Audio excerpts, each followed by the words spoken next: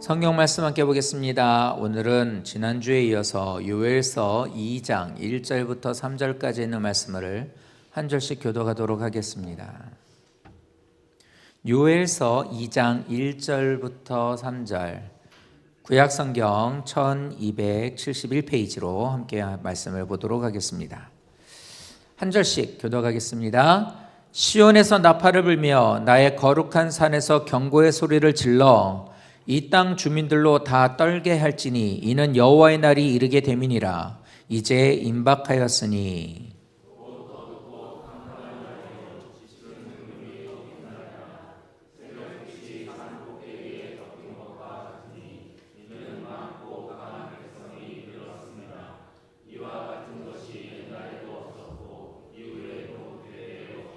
다같이 불이 그들의 앞을 사르며 불꽃이 그들의 뒤를 태우니 그들의 예전의 땅은 에덴 동산 같았으나 그들의 나중의 땅은 황폐한 들 같으니 그것을 피할 자가 없도다.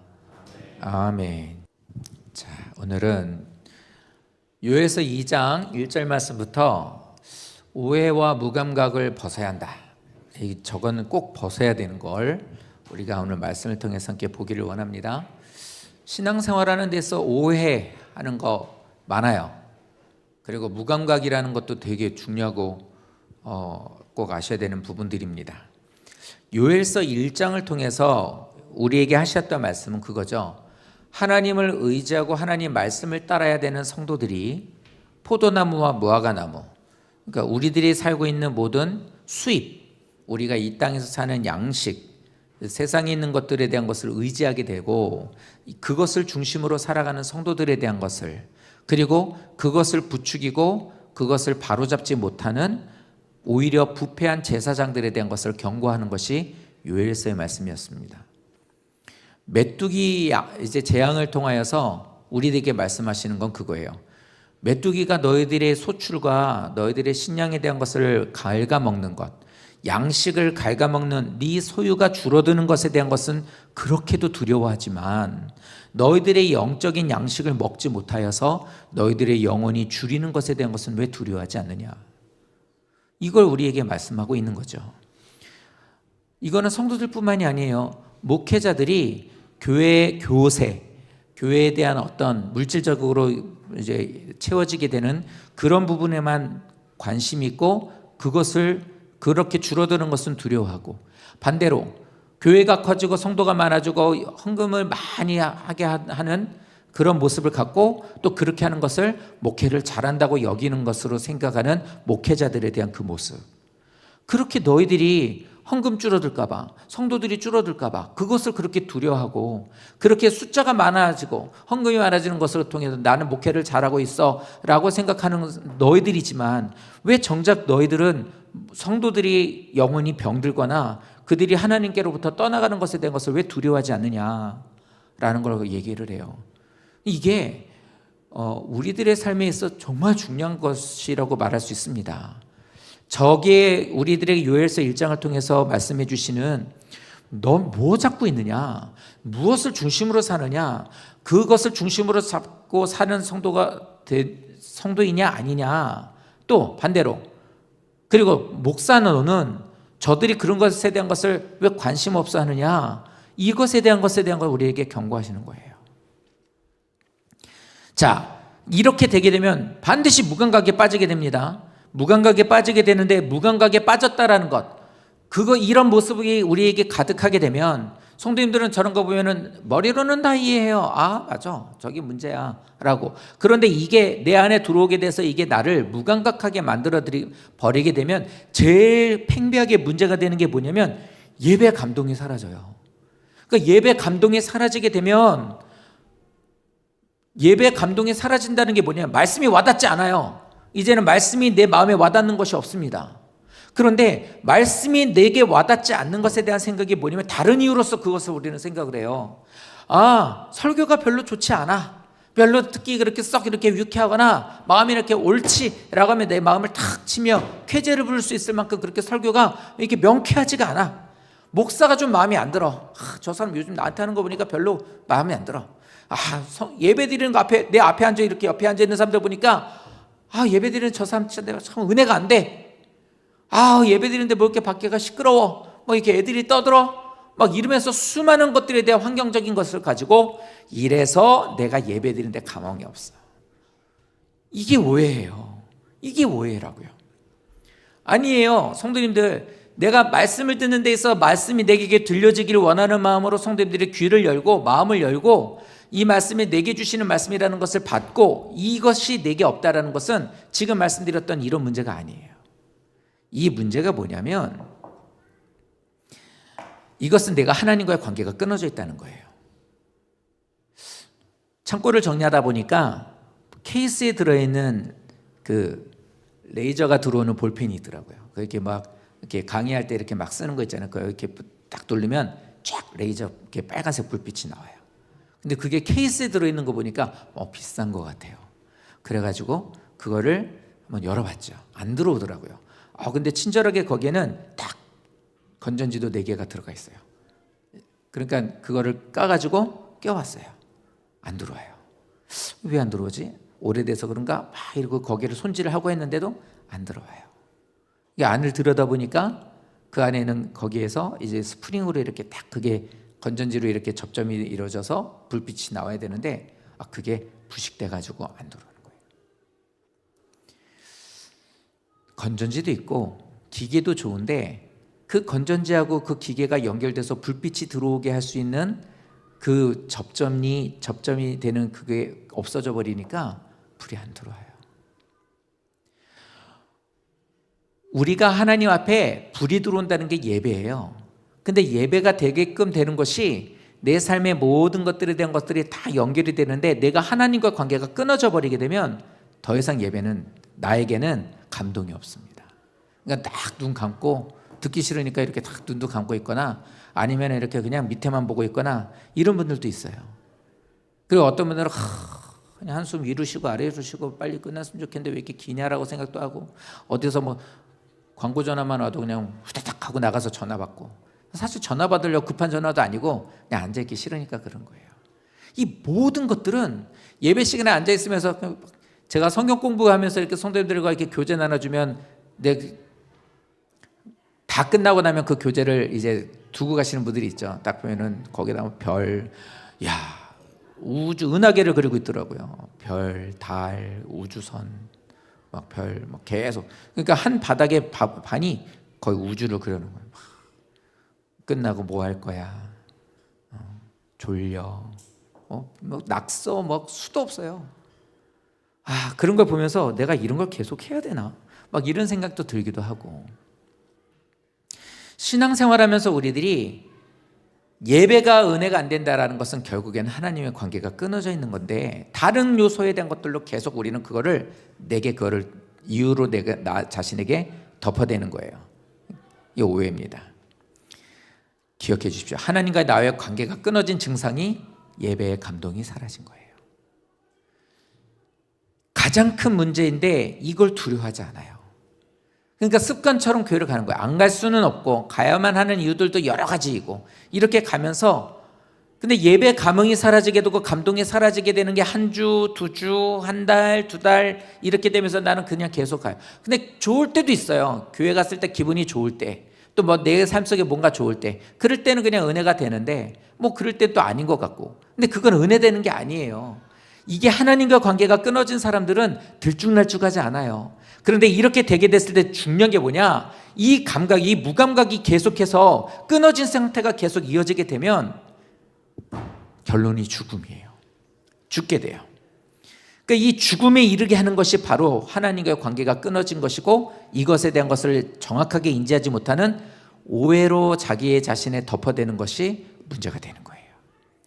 그래서 성도님들이 신앙생활하면서 교회를 다니고 하나님 믿는다고 하는데 제일 중요한 게 뭐냐면 사는 겁니다. 사는 거. 내가 살아야죠. 그게 제일 중요해요.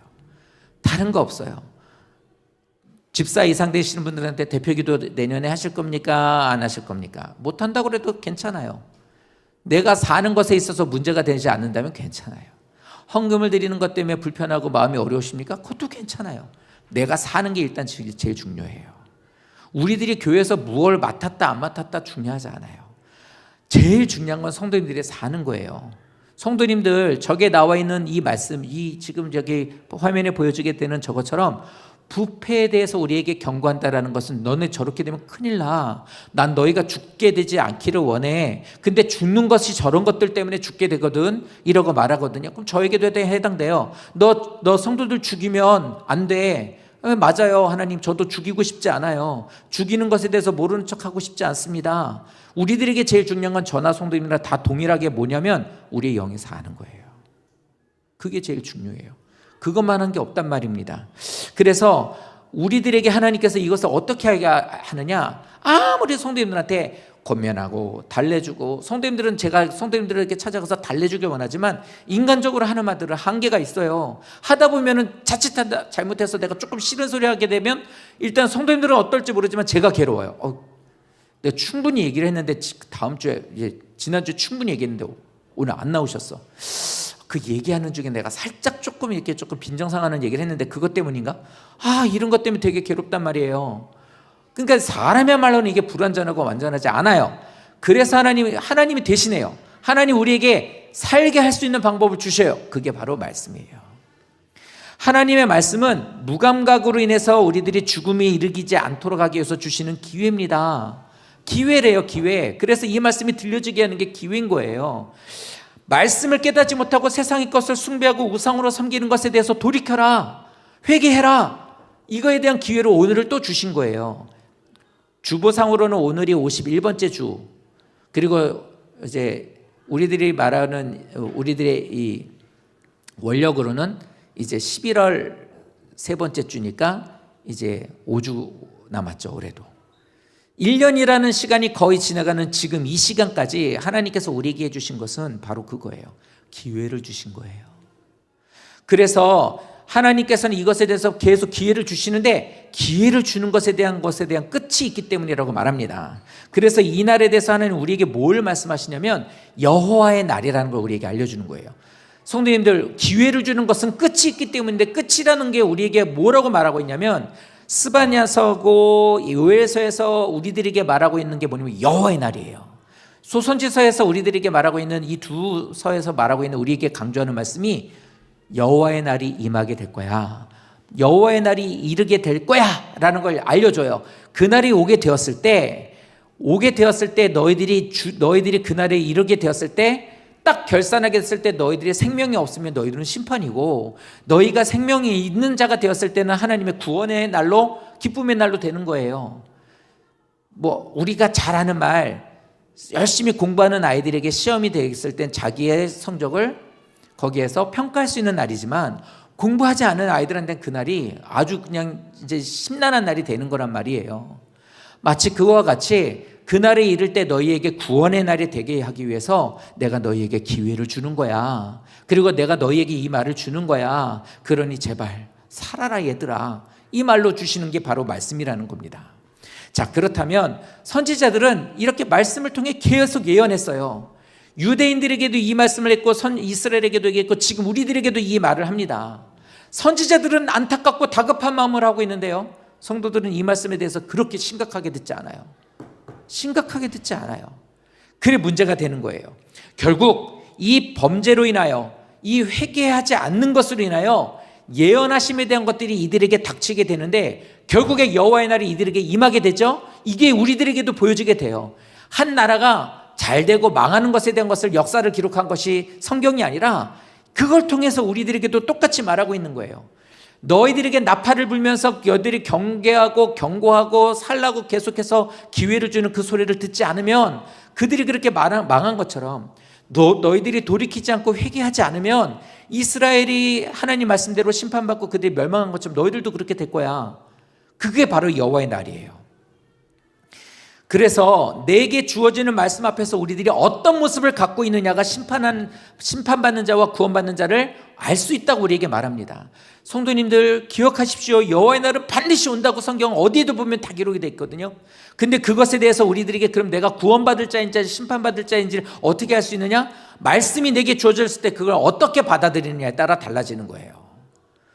수없이 많은 성도들과 예배를 드리고 교회에서 사역을 하면서도 봤던 게 바로 이거였고요. 성도님들 신앙생활하면서 성도님들이 내가 진짜 구원받을 수 있을까? 이 마음 드는 건 많은 분들이 이런 생각을 해요. 진짜 나 구원받고 싶고 구원받았다고 믿고는 있는데 진짜 하나님이 나를 그날이 오게 됐을 때 나 혹시 구원 못 받으면 어떡하지? 이렇게 생각하면 아니야. 이렇게 생각하면 안 돼. 이렇게 생각하면 믿음 없는 거야. 나 믿음 없는 자 되고 싶지 않아. 막 이러면서 우리 이렇게 생각해요. 근데 자연스러워요. 정말 하나님 앞에 구원 못 받는 자가 되면 어떡하지? 나 하나님이 나로 내 이름을 불러주시지 않으면 어떡하지? 이렇게 해요.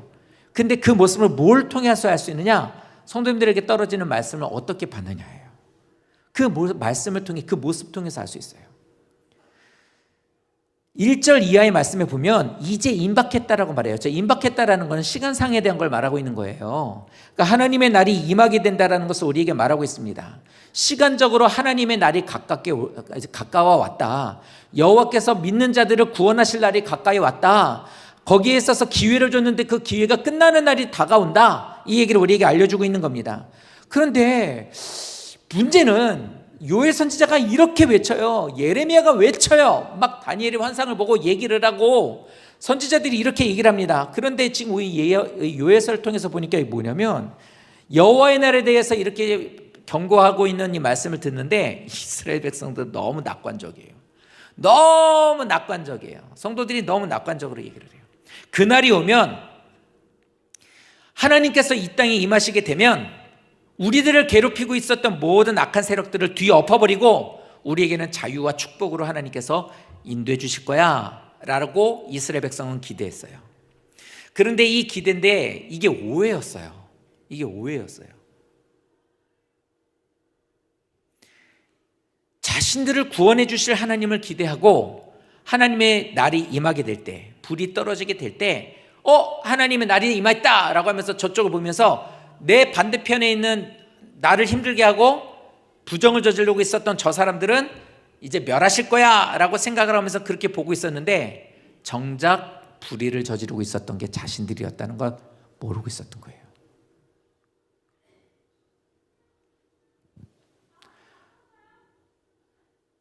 잘못 오해하고 있었던 이스라엘 백성들에게는 여호와의 날이 자신들이 멸망받는 날이었던 거예요. 이건 몰라요.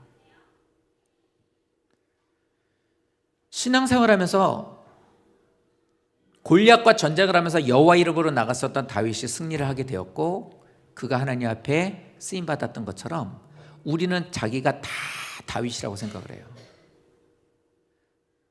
우리 바깥에 있는 저 사람들이 다 골리앗이라고 생각하고 그런데 내 삶 속에 말씀을 듣고 받고 있는 지금 내 자신이 골리앗처럼 하나님의 이름을 욕되게 하고 있으면서 교회 안에 있다고 자기가 다윗이라는 거예요. 정작 하는 말들과 행동은 골리앗이 여호와의 군대를 능멸하고 욕하고 있는 것처럼 살고 있는데 이게 오해하고 있었던 거예요. 그러니까 자기들은 되게 좋다고 하죠. 그러니까 성도님들 우리들이 신앙생활하면서 내가 어떻게 살고 있고 내가 무엇을 잡고 있는지 말씀을 받을 때 어떤 마음으로 어떤 모습으로 받고 있는지를 돌아보셔야 돼요. 그러면 어쩜 이렇게 다를까요? 하나님이 말하고 생각하는 것과 이 사람들이 생각하고 하는 게 어쩜 이렇게 다를까요? 하나님의 말씀을 딱 전해주는 그 말씀을 받는 사람들이 어떤 이들은 이것을 하나님이 내게 주시는 말씀으로 받는데 어떤 이들은 맞아 저 사람들이 문제야 라고 왜 이렇게 받을까? 그러니까 하나님도 그럴 것 같아요. 어떻게 똑같은 말씀을 전하는데 어떻게 쟤네들은 저런 식으로 말씀을 받을까? 이렇게 생각하실 것 같아요. 이렇게 말씀을 오해로 받아버리는 사람들의 가장 큰 문제가 뭐냐면 하나님 중심이 아니라 자기 중심으로 말을 보기 때문이에요. 하나님이 주시는 말씀이 내 중심이 아니라 하나님 중심으로 봐야 돼요.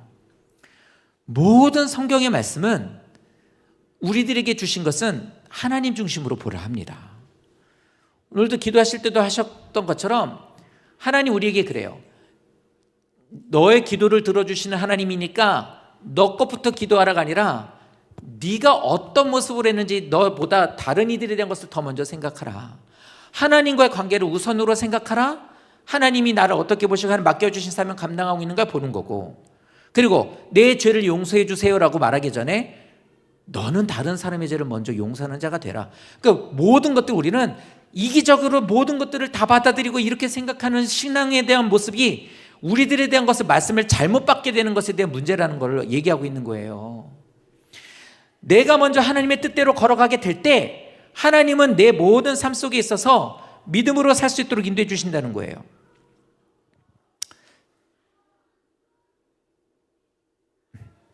그래서 하나님이 원하시는 이 모든 것들을 맡길 때 내가 먼저 하나님 뜻대로 살아가잖아요. 그럼 하나님께서 나를 책임져 주신다는 거예요. 사랑하는 성도 여러분, 이 마태복음에 있는 말씀처럼 이겁니다. 먼저 하나님의 나라와 의를 구하라. 하나님이 너에게 무엇을 원하시는지 하나님 중심으로 너희들의 삶을 들여다봐. 그러면 너희들이 생활하는 데 필요한 모든 것들은 하나님이 다 주실 거야 라고 이렇게 말씀을 해요. 그러니까 위에서 이게 제가 이 말을 이렇게 조금 이렇게 바꿔서 얘기했지만 이겁니다. 하나님 중심으로 생각하지 않고 자기 중심으로 생각하는 게 문제라고 했던 이 말을 바꿔 말하면 이겁니다. 신앙이라는 건 뭐냐? 신앙생활을 하는 것은 자꾸만 하나님께 맞춰가는 거예요. 누가 하루아침에 믿음을 이렇게 해서 뚝딱하고 하나님 바라보고 갑자기 하나님을 믿는 믿음이 생깁니까? 그렇지 않거든요. 그러니까 뭐냐면 자꾸만 그렇게 가는 거예요. 안 되면 흉내를 내는 거고 흉내를 내면서 그거를 한 발 한 발 이제 닮아가는 거예요. 그래서 안 되는데 하라니까 해보자. 이렇게 하라니까 해보자. 주의를 빠지지 말고 예배를 드려보라니까 한번 가보자. 출석도장 찍어보자가 아니라 뭐라고 하는지 들어보자. 들었죠? 한번 해보자. 혈기내라는 거 하지 말라니까 해보자. 자꾸 네 탓이야, 아내한테 막 너 탓이야, 남편한테 당신 탓이야, 애들 탓이야 라고 하지 말고 다 문제가 나에게 있다고 하니 내가 먼저 십자가 지고 죽으라고 하니까 내가 먼저 그거 해보자 라고 하면서 자꾸만 말씀을 내 것으로 자꾸 삼키는 거예요. 그러다 보면은 어떻게 보면 하나님께로 맞춰져 가네? 이걸 말하고 있는 겁니다. 그래서 유다 백성들은 자신들의 모습과 상관없이 어떻게 되냐면 하나님은 무조건 나 자신을 사랑해 준다고 생각하는 거예요. 하나님은 사랑의 하나님이야. 다 무조건 나를 사랑해 줘. 그리고 모든 것들을 하나님은 용납해 주셔. 이 말을 바꾸면 이렇게 되는 거예요. 하나님이라는 분은 다 사랑해 주셔야 되는 분이야. 나의 모든 내 모습과 상관없이 하나님은 나를 용납해 주셔야 되는 분이야. 그래야 하나님이지. 이렇게 생각한 거예요. 이렇게 하다 보니까 뭐냐면 다 이기적으로 바꿔지는 거예요. 자기중심적으로 말이 바꿔지게 되고 이기적으로 다 바꿔지게 되고. 그러니까 언제나 보면 받아먹는 것만 생각하는 거예요. 언제나 내 입장에서만 나를 기쁘게 했느냐 서운하게 했느냐, 나를 흡족하게 했느냐 그렇지 못하게 했느냐, 이렇게 되는 거예요. 그래서 제사장들이 부패했다라는 게 그거예요. 우쭈쭈만 해주는 거 우쭈쭈만. 아이들 우쭈쭈만 해주시면서 키워봐요. 어떻게 되나. 아주 큰 문제가 일어나거든요. 근데 부모들 어떻게 돼요? 그렇게 되는 거예요. 그러니까 시간이 흐를수록 학교에서는 선생님이라는 존재들이 땅에 밟히게 되고 부모들마저도 쫓아와가지고 선생님들한테 막 애들 어떻게 했다고 그렇게 해대는 모습 때문에 그 아이들이 그러면 거기에서 올바른 도덕성과 윤리성을 가지고 크느냐? 그렇지도 않아요. 나중에 되면 어떻게 되죠? 부모도 잡아먹어요. 우리들이 신앙생활하면서 이기적인 생활 습관을 갖고 자기중심적으로 말씀을 받아들이기 시작하게 되면 결국에는 하나님에 대한 신앙은 오해를 갖게 되는 거예요. 이렇게 안 해주네? 왜 이렇게 안 하지? 마치 예수님의 제자들에게 그 어머니가 가서 세베대 두 아들의 그 어머니가 가서 그러잖아요. 우리 아들들 좀 잘 좀 봐주세요. 우리 아들들 한 자리씩 주세요. 다른 제자들도 다 보고 있는데 거기에 가가지고 자기 자신 높여달라고 얘기하고 있어요.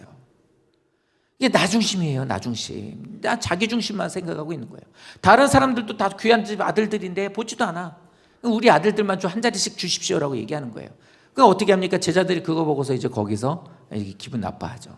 그러니까 거기서 이제 대립이 이루어지게 되고. 마치 그거 같이 우리들의 모든 것들은 나예요.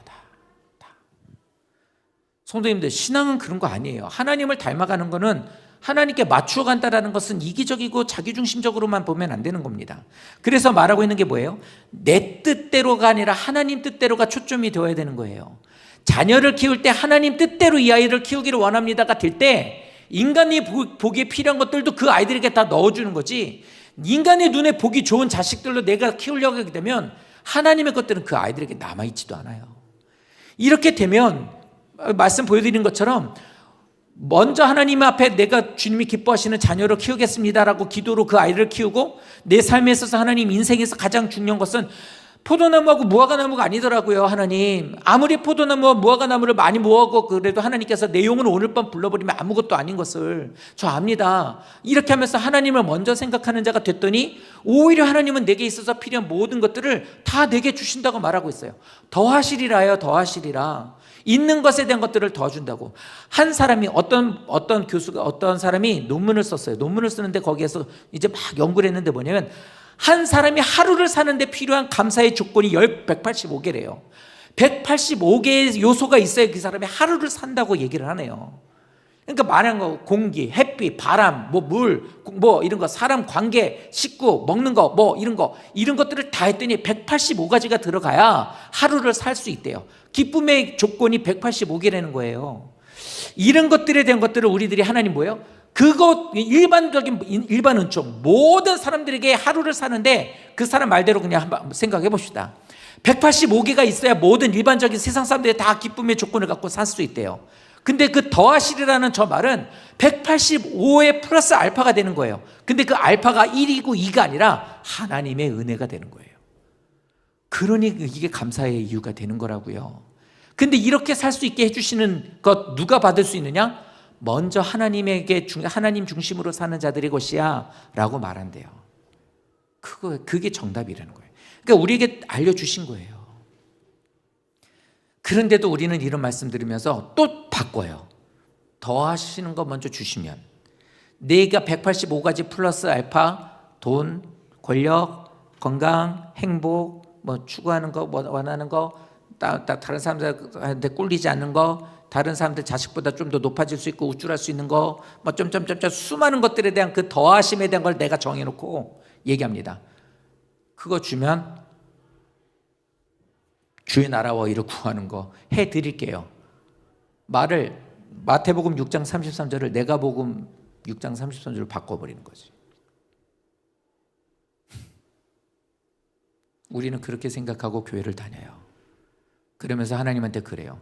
나 이렇게 교회 다녔는데 왜 우리 애들 변화가 없냐? 나 이렇게 열심히 그래도 교회에서 봉사하고 했는데 왜 나의 삶에는 내가 원하는 게 없냐? 하나님한테 이제 따지기 시작하는 거예요. 그래서 말씀을 드리는 게 그거예요. 신앙은 하나님 중심으로 해야 돼요. 두 번째, 오랫동안 말씀 생활을 하는데 습관적인 신앙생활을 하게 되면 믿음으로 서지 못해요. 그러니까 습관적인 신앙생활을 하고 있으니까 이 믿음이 안 서 있는 건데 자기는 그게 믿음으로 서 있다고 생각을 해요. 성도님들, 우리도 이제 교회가 이제 9년 됐죠. 이제 내년이 되고 또 이제 우리가 시간이 흐르면서 이제 분명히 그런 사람들 나올 겁니다. 왜 직분 안 줘요, 나는? 아니, 나는 이렇게 교회 이렇게 열심히 섬기고 있는데 왜 나는 직분 안 줘요? 이런 사람 분명히 나타나요. 저 예전에 그 경험 했다고 그랬잖아요. 부목사들한테 전부 다 자기네 교구에서 임직받을 사람들 너희들이 추려라 그래가지고 줬다고. 그래가지고 받았어요. 우리 교회 성도, 우리 교구 성도 200명은 쭉 명단을 봤어요. 이 사람들에 대한 자료도 다 봤어요. 다 오픈해 준 거예요. 모든 거. 저희 교회 성도님들도 1년치 성도님들 예배 출석한 거 출석 기록 다 해놨거든요. 그때도 그게 다 돼 있었어요. 다 해놓고 교회 생활한 거, 어떤 헌신, 봉사, 헌금, 아니면 그 사람들이 어떤 생활 다 그게 있어요. 그거를 우리 보고 주관적으로 하라는 거예요. 그러면 최종적인 검토는 하겠다고, 알겠다고 해서 쭉 추렸어요. 그러니까 추려지더라고요. 올렸어요. 허락이 됐어요. 그래서 이제 얘기를 했어요. 저희 교구에서는 누구누구 이번에 직분 받으십니다. 근데 누가 한 분이 전화가 왔어요. 왜 나는 안 주냐는 거예요. 죄송한데요. 그러면서 쭉 얘기를 해주셨어요. 그때 이해를 하시더라고요. 못 드려서 죄송합니다. 교회를 오래 다니셨는데, 근데 다음 임직 받으실 때 집사님 꼭 받으셨으면 좋겠네요. 저도 열심히 할 테니 집사님 더 열심히 하시죠. 그랬더니 알겠다고. 일이 잘 해결됐어요. 이게 맞아요. 이렇게 되는 거예요. 아유, 그렇군요. 알겠습니다라고. 그런데 하루가 지나서 전화가 왔어요. 이제 목사가 상기가 됐어. 목사님, 예, 어떻게 이래요? 막 이러는 거예요. 왜요? 그랬더니 아니 나보다 늦게 오고 나보다 뭣도 안 하고 하는 그 집사는 요번에 인증 받는데 저는 왜 안 되는 거예요? 이러는 거예요. 근데 그분은 그건 내 소관이 아니니까 잘 모르겠다. 이제는 막 앞뒤 없는 거 막 화를 내시는 거예요. 그래서 그 목사님한테 갔어요. 목사님 누구 이번에 인증 받냐? 그래도 받는데 그래서 그분과 좀 보여달라 그래서 봤더니 정말 그분 말이 맞더라고요. 이게 차이가 벌어지는 거예요. 그래서 그래도 저는 안 되는 건 안 되는 거라고 봅니다. 그래서 안 된다고 그랬더니 시험 든 거예요. 시험 아까 시험이 들어가도 시험이 들지 않게 달라고 시험 들어버렸어요. 이 시험 들면 보통 어떻게 되냐면 큰 교회에서 그렇게 돼. 시험 들면 어떻게 되면 이제 위로 올라가요. 찾아가서 이제 따지는 거예요. 그래서 불려 들어갔어요. 오라고. 불려 들어가는데 누구 이게 대상 있잖아요. 그 목사도 이제 딸려 들어서 둘이 같이 쓴 거예요. 어떻게 된 거냐 해서 쭉 얘기를 했죠. 결과적으로는 이제 그럼 줘라 이렇게 얘기를 하시더라고요. 그래서 집사님 받으세요. 싫어요. 기분 나빠서 안 받아요. 이런 거에서 어쨌든 이렇게 됐는데 근데 집사 하나 물어볼게요. 이제 저도 이제 목사로서 이제 이렇게 한 게 아니라 저도 좀 성깔이 좀 그래서 한번 물어볼게요. 왜 그렇게 받으시려고 그래요? 쪽팔리잖아요. 이러는 거예요. 쪽팔려서 받으세요 그럼. 받아요 그럼 안 쪽팔리게. 됐네 그럼. 네 그랬더니 싫어요 그러더라고요. 그럼 말아요. 저도 그랬죠. 그랬어요. 예전에 그런 일이 있었어요. 성도님들, 습관적인 신앙생활을 오래 한다고 해서 그 사람이 예수를 닮아가는 거 아니에요. 교회는 계급이 아니에요. 이 말씀과 여기 나와 있는 이것처럼 말씀 없이 오래 믿는다면 오히려 그 사람의 신앙은 기형으로 바뀌어요. 그래서 아까 얘기했던 것처럼 모든 것들이 잘못되게 돼요. 온전하게 믿음 안에서 차곡차곡 밟아 나가서 하나님이 원하시는 대로 잘못된 것들을 붙잡고 그걸 자꾸 기도하고 씨름하고 부족한 부분에 대한 것들은 내 것으로 바꾸고 이렇게 해가지고 거기에서 됐어야 하나님 보시기에도 그 사람이 진정으로 참된 일꾼이 되는 거고 많은 성도들이 봤을 때도 그 사람이 귀감이 되는 거예요. 여기 계신 여자 성도님들한테 물어봐요. 예를 들어 해당이 안 되는 분이니까 얘기할게요. 예를 들어 김민아 집사님한테 해당이 안 된다는 건 이제 아직 결혼 안 하셨으니까 해당이 안 된다는 거예요. 본인이 해당 안 된다고 할 거예요. 권사님, 미안해요. 민아 집사님, 권사님 권사 될래요? 이렇게 권사 받으실래요? 이렇게 하면 본인은 아직 자격이 안 된다고 생각할 거예요. 왜요? 아직 자기는 미혼이니까. 보통 권사면 뭐 이렇게 되죠. 근데 이렇게 말하면 본인이 이제 미혼이시니까 지금 이제 대상이 안 되셔서 이제 저는 말하는 거지만 이렇게 얘기하면 이렇게 돼요. 분명히 그럴 거예요. 김민아 집사님 머릿속에는 권사라고 한다면 그려지는 형이 하나 있을 겁니다. 권사란 하면서 이렇게 어떤 것들 쭉 목록이 있을 거예요. 근데 내가 거기에 미치지 못하면 그 누구도 아닙니다라고 얘기를 하게 돼요. 맞죠? 그 조건에 맞는 사람이 되는 게 권사예요. 본인은 여전히 부족하다고 생각하지만 차곡차곡 믿음 안에서 신앙의 말씀이 내 안에 들어오고 그 말씀으로 다져나가서 습관적인 신앙생활이 아니라 말씀으로 다져져 있고 하나님과의 온전한 관계가 이루어져 있는 사람이 되었을 때 목사가 직분 주는 거 아니에요. 성도님들이 나중에도 이제 알게 되겠지만 직분에 대한 것은 목사가 주는 게 아닙니다. 안수는 목사가 주는 거지만 결국 성도들이 그 사람을 뽑게 되는 거예요. 그런데 기형적으로 갖고 있으면 교회에 아주 꼴 이상하게 돌아가거든요. 그렇기 때문에 분명 그 누구도 제 몇 분 이게 분명히 저도 그렇고 남자분들도 그렇고 여자분들도 그렇고 이런 얘기 저도 마찬가지예요. 저보고 목사 안수 받으세요 그러면 목사라고 하면 나는 목사가 그려지는 상이 있어요. 예전에 함경진 목사가 그랬습니다. 우리나라에 함경진 목사님이라는 분이 있었습니다. 그분이 필리초상 받았어요. 그래서 이 사람이 노벨상 같아요. 우리로 보면 그냥 붙이자면 노벨 종교상 이런 것 같아요. 성직자들 가운데서 그래도 되게 이게 좀 다른 사람들에게 성직자로서 많은 사람들에게 덕을 끼칠 만한 그런 사람에게 주는 상이었어요. 근데 우리나라에서 받은 지금도 누가 있는지 모르는데 그때는 유일하게 함경진 목사님이었어요. 상을 받았으니까 소감 얘기해야 될 거 아니에요. 이번에 한강 그 사람도 소감 얘기했잖아요. 함경진 목사님 나가서 이 얘기했어요. 저는 이상 받을 만한 자격이 안 됩니다. 겸손하죠. 누구나 다 그렇게 생각할 멘트였어요. 근데 그 뒷말이 충격적이었어요. 이유가 있었더라고요. 저는 이상을 받을 자격이 없습니다. 저는 신사참배란 사람입니다. 그러는 거예요. 다 깜짝 놀랐죠. 그러니까 이분은 자기가 신사참배했었던 그걸로 그냥 평생 동안 그거를 갖고 가슴을 치면서 그거를 갖고 회개하면서 나는 이렇게 몹쓸 부족한 인간입니다 하고 목사로 살았던 거예요. 근데 오히려 그 모습이 자기의 그 모습을 쳐서 목중심, 나는 이렇게 형편없고 부족한 자였고 하나님 앞에 목사로 쓰임받을 수도 없는 연약한 자라는 그것을 하나님 앞에 늘 붙잡고 나가면서 기도하며 나갔던 거예요. 습관적인 목사가 되지 않고 형식적인 목사고 군림하는 목사가 되지 않기 위해서. 그건 당연하죠. 그러고 나서 그분이 나중에 노년에 좀 되게 많이 아파서 이제 소천하시게 됐지만 그 전에 그 남한산성 쪽에 이제 그쪽에서 이제 마지막 이제 시간을 보내시게 될 때 목사들이 저도 가봤거든요. 근데 마지막에 이제 어떤 목사님들이 가서 그래요. 목사님, 저희들에게 좀 좋은 귀감이 되는 좀 좋은 말씀 좀 부탁드립니다. 그랬는데 아주 기본적인 한마디 해줬어요.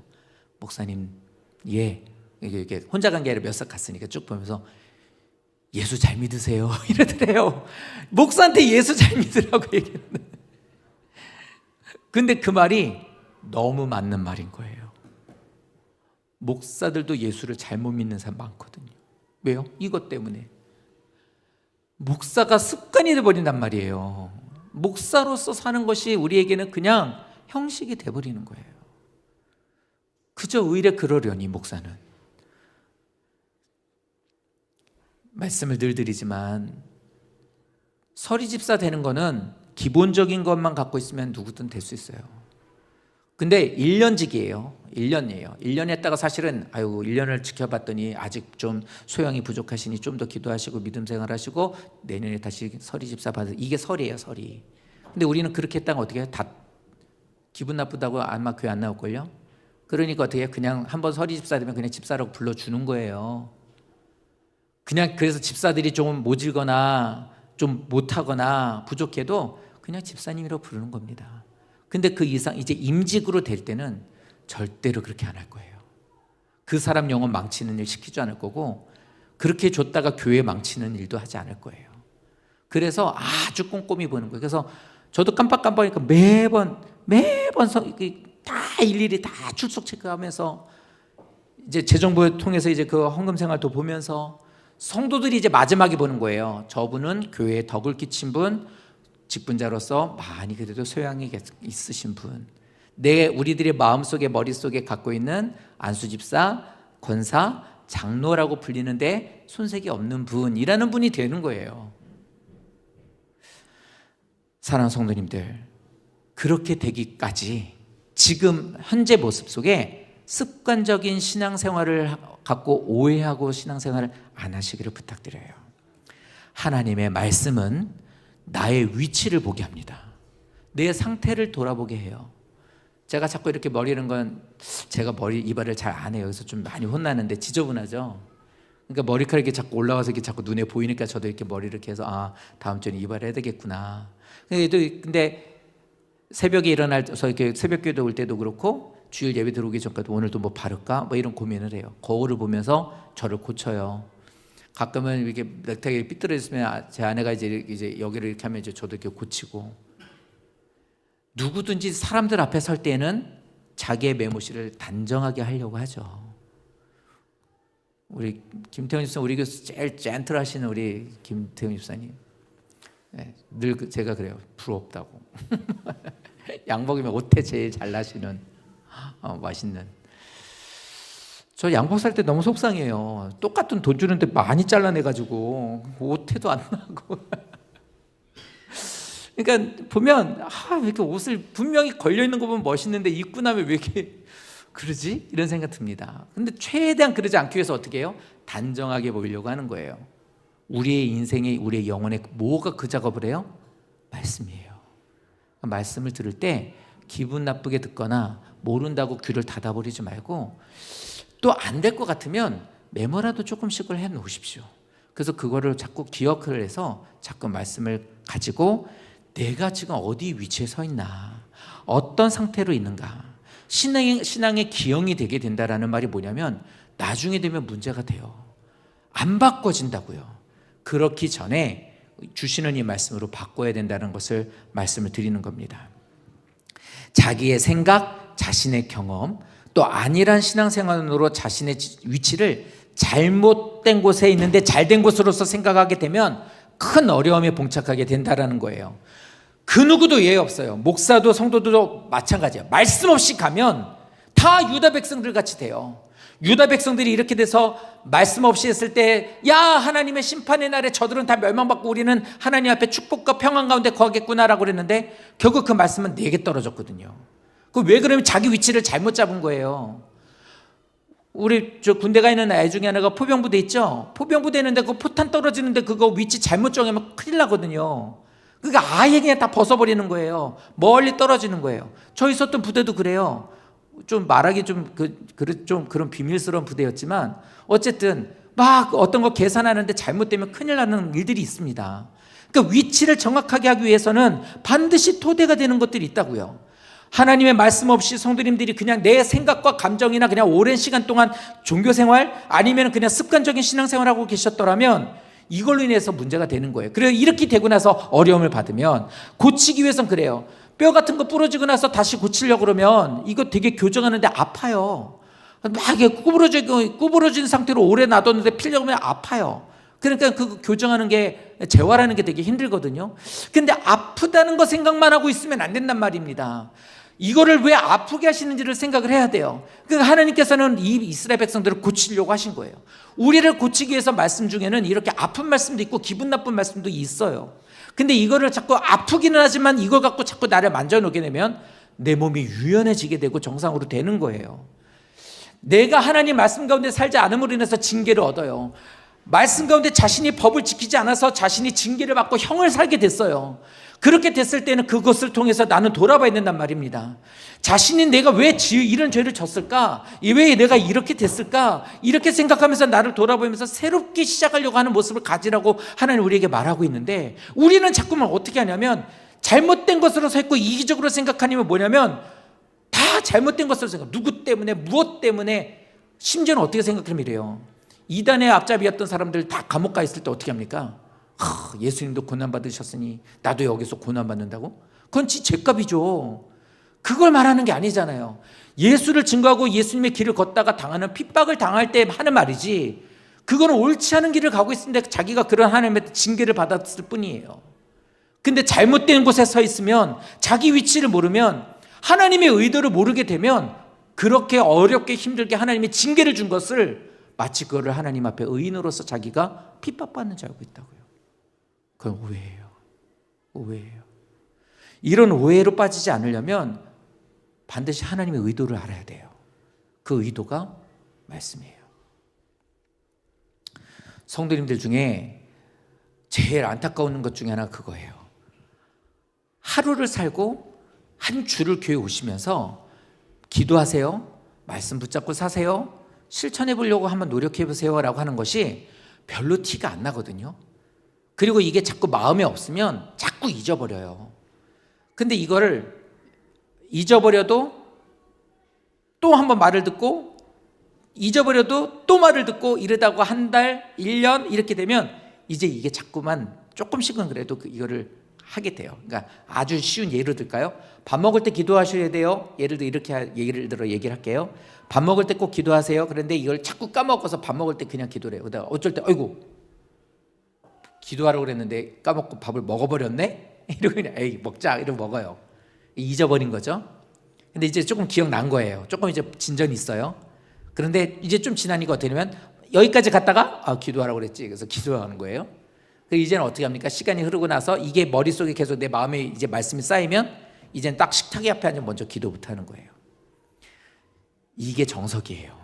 이게 신앙생활이에요. 근데 하루 한 주 살면서 말씀을 이렇게 별로 크게 대수롭게 생각하지 않으면 아예 싹 치워버려요. 그리고 기도하는 거 잊어버리고 그냥 아유 그게 큰 차이 있어? 달라져?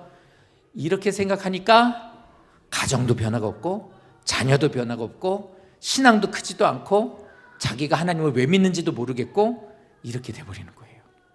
하나의 실천이 말씀으로 자기 위치를 한번 돌아보는 것이 이렇게 중요한 거예요. 그래서 이렇게 말씀을 붙잡고 사는 성도가 됐을 때 하나님 인도하신 가운데 올바르게 믿음 안에서 서가는 자가 되는 거라고요. 기도 많이 하고 봉사 많이 하고 성경 공부를 많이 해서 자기가 큰 믿음을 갖고 있다고 생각을 하지만 정작 다른 사람은 용서하지 않고 사랑하지 않고 있다면 이 사람은 하나님께로부터 더 멀리 떨어져 있는 거예요. 52조를 다 예배 참석하는 거 진짜 쉽지 않은 일이거든요. 근데 이렇게 하라고 하는 것이 맞다고 생각해서 열심히 노력해요. 이렇게 하는 것이 진짜 옳은 신앙생활이라고 생각하지만 그것과 별개로 나는 점점 더 그러지 않은 사람들을 비판하고 있고 예수를 닮아가는 삶의 모습이 내게 없다면 이게 더 나는 무서운 죄를 짓고 있다는 것을 아셔야 돼요. 표면적으로 나타나 있는 바리새인들이 지켰던 율법적인 것을 지키고 행하는 게 아니라 우리들의 삶에서 반드시 기억하는 것, 하나님께서 원하시는 것은 신앙생활을 하면 할수록 예수를 닮아가는 겁니다. 그겁니다. 부족한 거 알아요. 연약한 것도 알아요. 닮아가는 거예요. 이기학 집사님이 지금 하선이를 안고 있죠. 저 애는 지금 그냥 먹고 자고 뭐 이런 것만 해요. 저 소리 무슨 소리죠? 무슨 소리? 아는 사람 상드릴게요. 무슨 소리? 맞아요. 큰 소리 아는 건 좀 큰 소리 얘기해요. 저 소리는 새 소리예요. 이따가 광고 시간 안에 얘기하겠지만 어쨌든 성도님들, 우리들이 신앙생활하면서 성도님들이 믿음 안에서 신앙생활을 하면 할수록 예수님을 닮아가는 것이 우리들에게 제일 중요한 겁니다. 하선 얘기하다 말았죠. 저 아이는 그냥 자요. 오면은 또 배고프면 울고 쌌으면 또 울고 또 그거를 해결해 주면 또 자요. 그런데 저렇게 앉아있는 저 아이여도 저 아이는 말씀을 듣고 있어요. 저 아이가 믿음 안에서 저렇게 말씀을 듣고 우리들이 기도하는 그 기도를 듣고 이렇게 되면 소은이같이 이제는 믿음 생활하면서 우리들이 좀 더 세게 기도해도 쟤는 별로 이상하지 않아요. 그 가운데서 이제 말씀을 갖고서 이제 계속 들으면서 그렇게 이제 한 발 한 발 살다 보면 이제는 주한이나 현호같이 그 나이가 됐어도 이제는 그 나이가 돼서 중학교 가서도 거기서 자기가 어느 정도 약간의 분별력을 갖게 돼요. 그런 아이들이 이제는 또 이제 장성해서 영진이나 이런 아이들처럼 성장하게 되면 이제는 거기서 또 다시 또 예수의 향기를 나타낼 수 있는 일들이 생기겠죠. 우리 교회 청년들은 그런 모습을 잘 갖고 있는 이들이어서 너무 감사하고, 그러니까 우리들이 지금을 살고 있는 우리들이 예수를 닮아가는 것이 내 안에 있기를 소망하는 마음으로 기도하시며 말씀을 갖고 나를 돌아보는 거예요. 누구 집사 들으란 소리네, 저 집사 들었으면 좋겠네, 오늘 들어야 되는데 그 집사 왜 안 왔나, 이게 아니라 이거는 내게 지금 주시는 말씀이에요. 하나님은 성도님들 각자를 다 사랑하셔서 주시는 거예요. 그래서 믿음 안에서 우리들이 지난주에도 말씀을 드렸지만 똑같은 결론으로 오늘 마치려고 합니다. 우리 이지실 성도님이, 우리 홍성경 성도님이, 우리 여기 계신 모든 성도님들이 믿음 안에서 신앙생활을 하시면서 하나님 앞에 자녀들을 키우는 그 목과 그리고 또 내 인생을 살아가는 그 목, 또 우리들이 사회생활하는 그 모든 것들을 다 그것에 예수를 닮아가고 향기를 내는 것에 대한 것의 영향을 말씀을 기반으로 두시면 참 좋겠습니다. 그러기 위해서 오늘 주신 말씀이니까요, 말씀을 통해서 말씀 앞에서 나를 끌어와서 나는 지금 어떻게 살고 있지? 내가 혹시 잘못 이기적인 생각으로 말씀을 오해하고 왜곡하고 있지는 않은가? 내가 혹시라도 이렇게 뭐 하나 잘한 거 있고 내가 그래도 이렇게 지금까지 신앙생활한 건 이거나 붙잡고 내가 주님을 닮아가고 있는 것에서 내가 지금 혹시 기형적으로 잘못되고 있지 않나 하면서 기도도 해보면서 말씀 붙잡고 가는 거예요. 이렇게 나아가시게 되면 시간이 흐를수록 본받는 모습이 생겨요. 지금 제가 왜 얘기했냐면 저분들을 통해서 저도 많이 위로를 받거든요. 따뜻함도 느끼고. 근데 더 감사한 것은 성도님들이 저에게 보여주시는 반응 중에 하나는 제가 되게 힘들고 이렇게 쭉 이렇게 좀 기울어지고 있을 때 저에게 하고 바람으로 저를 이렇게 훅 하고 세워주시는 것처럼 힘이 되는 그런 말씀들도 참 많이 해주시는 것 같아요. 서로에게 위로해주고 기도해주는 모습으로 이렇게 세워지시기를 부탁드립니다. 말씀으로 가까이 가는 자가 되셔서 반드시 성장의 모습을 보여주십시오. 올 말이 됐을 때, 내년이 됐을 때 임직을 주게 되면 그런 생각해요. 민광 집사님 또 매제되시는 분 어제 개척 예배, 설립 예배 드렸대요. 그러면서 저도 이제 금요일날 미나 집사님 데려다 주고 나면서 오면서 그랬어요. 여보 생각나? 우리 설립 예배 드릴 때 어땠어? 뭐 이런 얘기도 하고, 뭐 그 첫 예배 드릴 그 다음 날인 오늘이 첫 예배잖아요. 그때는 어땠나? 막 얘기를 하면서 막 눈시울도 그러면서 한숨도 나고 추억을 하면서 그때 그랬는데 진짜 이러면서 분명히 그분들도 그럴 거예요. 그런데 그렇게 하면서 거쳐왔었던 수많은 시간의 결과물이 누구냐? 성도님들이에요.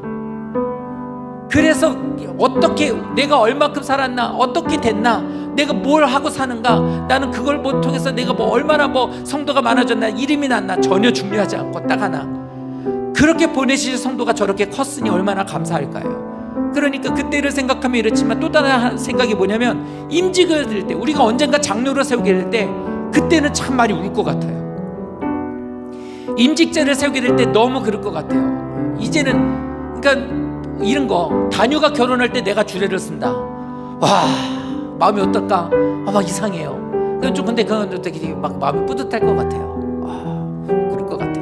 야, 이놈이 언제 커서 이랬나? 근데 설이가 결혼할 때 나 울 것 같아. 막 내 딸 보내는 거 같고 막 이상할 것 같아. 막 혼자 이런 상상을 하는 겁니다. 이게 뭘 말하는 거예요? 신앙 안에서 성장하는 우리들의 모습을 말하는 거예요.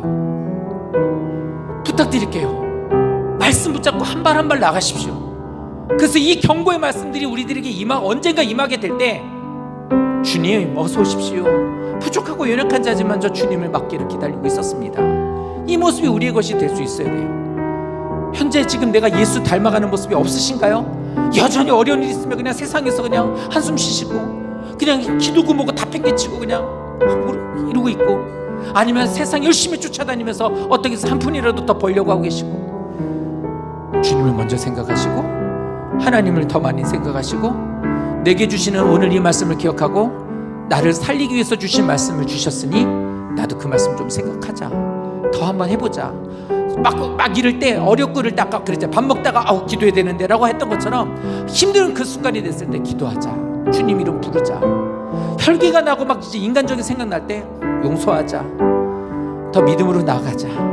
이렇게